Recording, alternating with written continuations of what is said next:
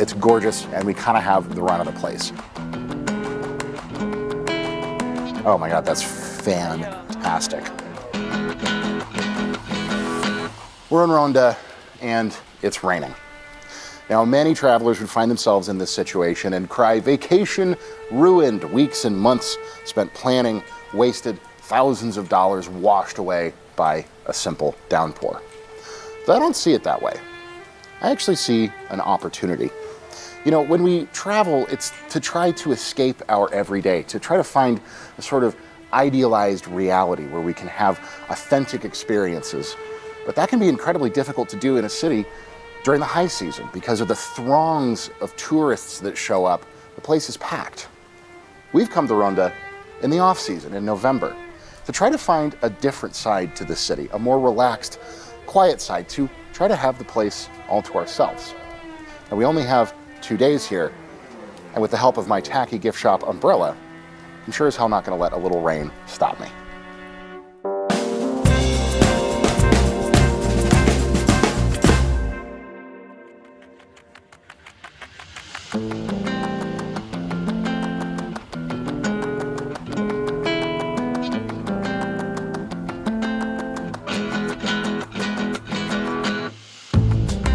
Perched high atop a cliff in the west of Andalusia, Ronda has become one of Spain's most beloved heritage cities. Its dramatic setting and deep ties to the country's history have made it an enduring destination for travelers young and old. Best known as a heartland of the classic Spanish art of bullfighting, Ronda was first settled by the Celts in the 6th century BC. After over 1,000 years of Roman and Moorish rule, the town was reclaimed in 1485, among much of the rest of the region during Spain's Reconquista. Today, Ronda's facade is defined by its spectacular bridges, the largest of which stands at nearly 400 feet. Built in the late 1700s, the Puente Nuevo, as it's called, soars above the deep gorge that separates the newer areas of Ronda from its historic old city center. You know, I love coming and seeing things like Ronda's Bridge in person because it's the iconic site in the town, right? It's what you see in all the videos, on all the brochures, and all the websites. It's the thing that sort of defines Ronda. And getting to actually come and walk across it and look at it in person is just so cool. Crossing south across the bridge takes you into the oldest part of the city. It's the perfect place to start your time in Ronda. Wandering the narrow streets and back alleys takes you through a gallery of classic Spanish and Arabesque architecture, with spectacular views of the surrounding countryside peeking through the buildings. If you're like me and you absolutely love just strolling aimlessly around a city, the old city of Ronda is perfect for it. You really get a chance to just bask in the vibe of the history and get an authentic feel for what the city must have been like 200, 300, 400 years ago. And where we are here now, it's quiet, it's relaxed. We have the opportunity to really do that, and it's pretty neat. It's easy to see why Ronda has served as an inspiration for countless creatives over the years. Ernest Hemingway, Orson Welles, and Alexander Dumas all found their muse in this stunning mountaintop village, and that's just to name a few. Continuing through the Old City will take you to the other bridges that span Ronda's dramatic chasm, the Puente Romano, or Roman Bridge, and the Puente Viejo, or Old Bridge. Crossing the latter gives you another unique perspective of just how precarious Ronda's layout is. The entire town hangs suspended as if by magic atop a rocky gorge, making for one of the most dramatic cityscapes I've ever seen. Once you've made it to the other side, it's a simple hike back up into the heart of the new city.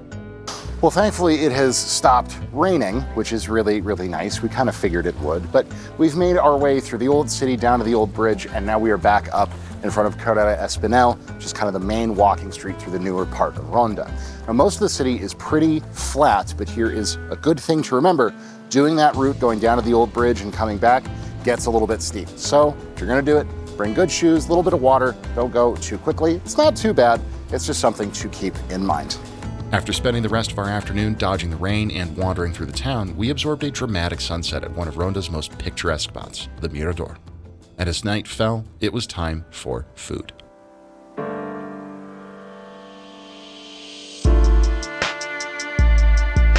We stopped in for dinner at one of Ronda's highest-rated spots, Puerta Grande. This unassuming eatery features classic Andalusian cooking with a quiet and relaxed atmosphere. Our meal kicked off with delicious local olives, followed by a duo of Spanish-style potato salad and croquetas, served with a rich and velvety español. Then came a stunning platter of fried goat cheese with reduced figs, microgreens, and the reigning king of Spanish cuisine, thinly sliced jamón ibérico. We also sampled a vibrant plate of gambas and rounded the meal out with a richly seasoned vegetable paella. We washed this whole feast down with another Spanish classic, seemingly endless goblets of sangria. Oh man, yet another delicious meal in Spain. Now, it was really, really quiet and intimate in the restaurant there, so we didn't want to disrupt the other diners with our filming and eating and the whole thing that we do. So I hope future voiceover me did a great job of telling you all about the delicious dishes that we had. But honestly, that's one of the perks of being in a city like Ronda during the off-season. You kind of have the whole place to yourself. We didn't need reservations to get into here, and there were just a few other tables. During high season, this entire street would be full of people drinking and eating and laughing and having a great time, and that can be cool. It can also be a little bit overwhelming. So being here in early November, it's really, really nice. You can just wander and really enjoy the peace and quiet of the city without having to fight through throngs of crowds. After leaving the restaurant and setting out on a peaceful moonlit stroll, we appreciated the fact that Ronda, in all her beauty, was almost exclusively ours to enjoy. You know, I feel like Ronda is one of these destinations that maybe you saw it on Facebook, maybe you saw it in a magazine or on TV. Wherever you saw it, you said, I want to go there to have a moment. I want to have an authentic cultural experience. I want to live for a moment in a place unlike anything that I'm used to. And that absolutely exists here. It's Spain. Now, I'm in a plaza right next to Ronda's famous bridge at 10 at night, which is absolute prime time for people to be out and walking around. And except for a couple of locals, I'm alone. I could walk over to the bridge and stand for a minute or an hour with nothing but my thoughts and the city. It's a really, really magical experience. Ronda now feels like what I imagine Ronda may have felt like 40, 50, 60 years ago before it blew up, before it was a massive tourist destination that was absolutely packed for 6 months out of the year. It's just another amazing thing about being here during the off-season. So we headed back to our hotel, grateful for the unique experience of getting to see this gorgeous town in such an intimate light. But having the place all to yourself isn't the only perk of being here in the fall. The next morning, we decided to illustrate this point with something we rarely do in our films, a look at our accommodations.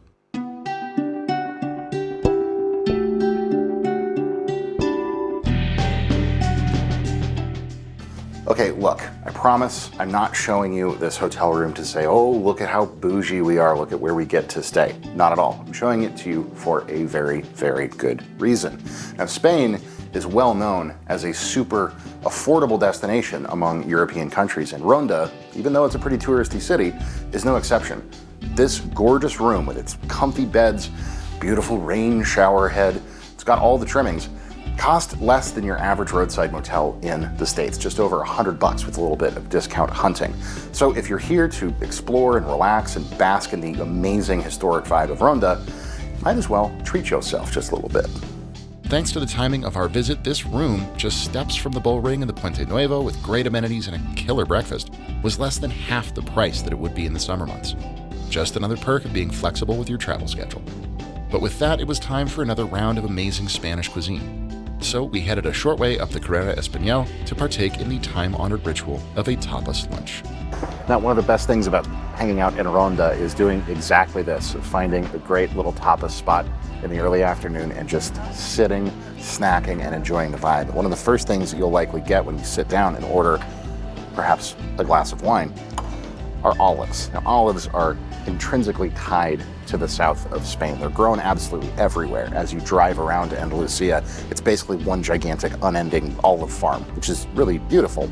But they're delicious. They're probably the freshest you'll ever have in your life. And even though they're simple, they're a great little snack.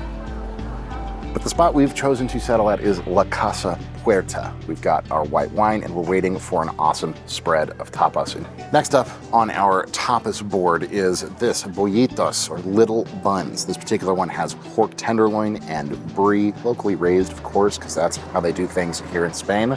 That is a classic pairing right there. Perfectly grilled pork tenderloin, creamy, smooth, slightly funky brie cheese on a gorgeous little baguette roll. It's the kind of finger food you want in your life.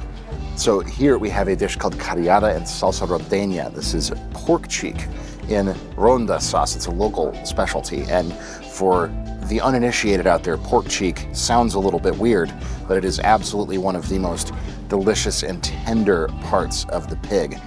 It's so tender. It is so unbelievably melt in your mouth, just dissolve into spicy, fatty, rich pork. Oh my God, that's fantastic. Well, I think that was one of the best meals we've had so far in Spain. Absolutely delicious and super affordable too. That whole thing came out to about 26 euro, which in 2022 money is about $26. That meal in the States would have been 150 bucks easily. But beyond being affordable, the whole idea of tapas is just so relaxing. It's such a cool way to eat. You take a bite, you take a sip, you enjoy the atmosphere, you talk, you chat. It's the Spanish experience. It's the Ronda experience. And it really reminds you that when you're in a city like this, it's as if it's constantly whispering in your ear saying, you don't have anywhere to be, except for exactly where you are. After a stunning lunch, we made our way to what is arguably the most iconic site in Ronda, the Plaza de Toros, the bull ring.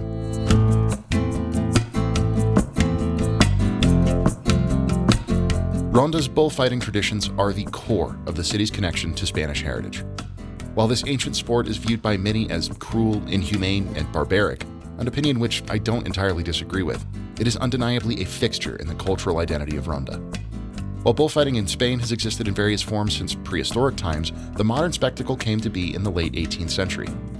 Ronda's Plaza de Toros began construction in 1779, and after its completion 6 years later, it quickly became one of the most famous arenas in the country. Ronda was also the birthplace of two of the most iconic bullfighting lineages in the history of the sport, the Romero and the Ordóñez families. Beginning with Pedro Romero's rise to fame in the late 1700s, many generations of legendary matadors would call Ronda home over the ensuing centuries. The fascinating history of these bullfighters is cataloged in the Bullrings Museum, which features the costumes, weapons, and promotional materials from some of the most iconic bullfights in Ronda's long history. And while it's nothing if not controversial, learning about this unique cultural spectacle gives you a deep insight into Ronda's link to the history of Spain at large.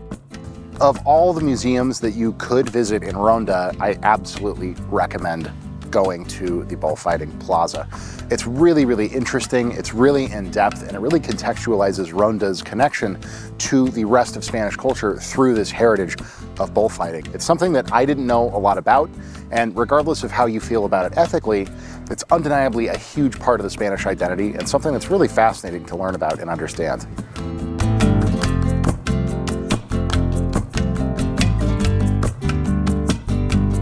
Okay, so let's talk some practical tips for your theoretical sojourn to Ronda. Now, the city is definitely compact, but it's really dense. So if your only option is checking it out on a day trip from Madrid or Malaga or Sevilla, that's totally okay. You can do the whole thing in 3 to 4 hours. But if you can spend a full day here, even a day and a half or two, you can really get all that Ronda has to offer. Now, when it comes to museums, if that's your thing, they're absolutely everywhere. Just be a little bit careful. You want to pick and choose what museums seem the most interesting to you. Each one charges about 8 to 12 euro per person to get in, which is a little bit expensive. So again, figure out which ones sound the coolest and stick to those. Now, in terms of food, as you've seen, there's spectacular restaurants everywhere, but there's some tourist traps, definitely, that might serve you a dish you don't find quite as delicious. So when in doubt, ask your hotel concierge, ask a local, check Google reviews. None of those sources will lead you astray. And finally, when it comes to weather, we're here in the off season. We're here in November. So it's been really temperate, between 60 and 70 degrees Fahrenheit for most of the days.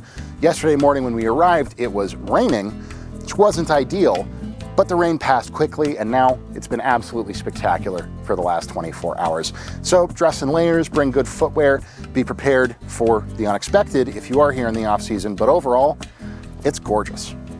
Sadly, we had to leave Ronda later that evening to head on to our next destination, but we couldn't say goodbye before one last meal.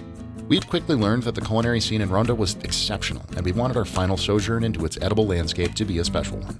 And after doing a bit of research, we found the perfect option for an early dinner, and we were not disappointed.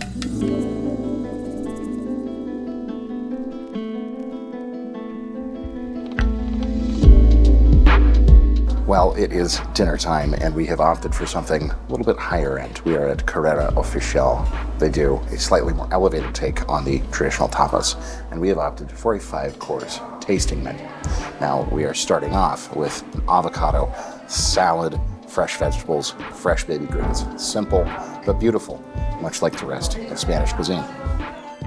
Well, our second course has arrived, and boy, is it a banger. We have a beautiful plate of seared foie gras and a demi-glace. One of my favorite things about a tasting menu, it isn't about each individual dish, it's about the progression of the meal as a whole.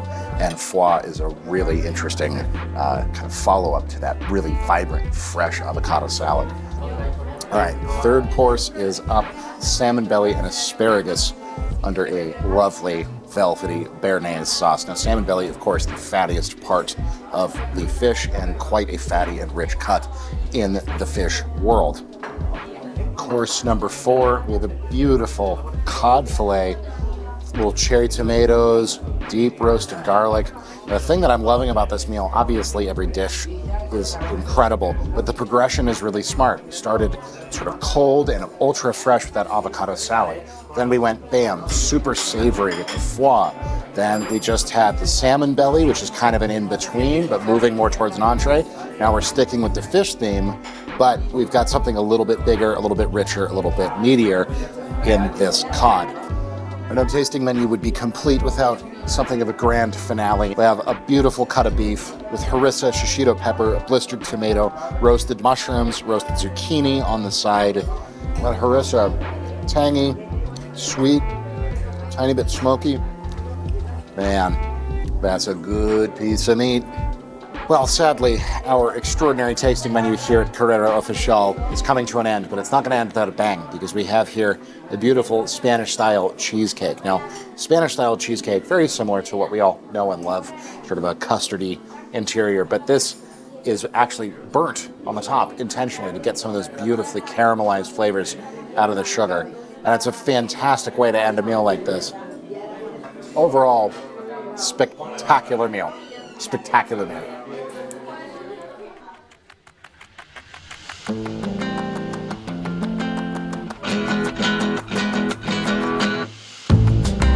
Full transparency, when we first arrived in this picturesque town, we had only planned on spending an afternoon here. Looking at it from our couch back home, we thought, well, it looks cool, but it's small, it's touristy. It'll just be a fun short visit and we'll move on. But as soon as we checked in and started wandering, we quickly realized just how wrong we were. Ronda has so much to offer, and choosing to visit when we did lent so much more to the experience. We ended up skipping an entire other town just to stay here for an extra day, and we still missed out on some of Ronda's incredible sights. But we learned an important lesson. With a bit of creativity and a dash of tenacity, traveling in the off-season can be far more rewarding than tagging along with the summer crowds. It's not always perfect, but it can give you an amazing insight into the true nature of a place, letting you explore at your own pace and absorb all it has to offer. This is why we travel, to experience all the sights, sounds, and flavors that this wonderful world has to offer. And when it's all said and done, are you really going to let a little rain stop you?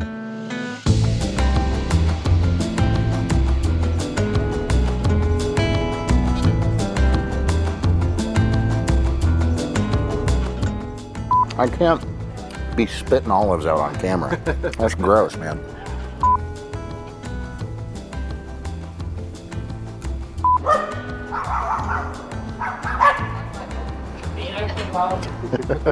Papa.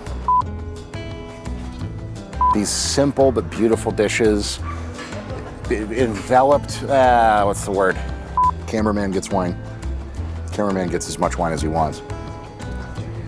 Cheers. Cheers.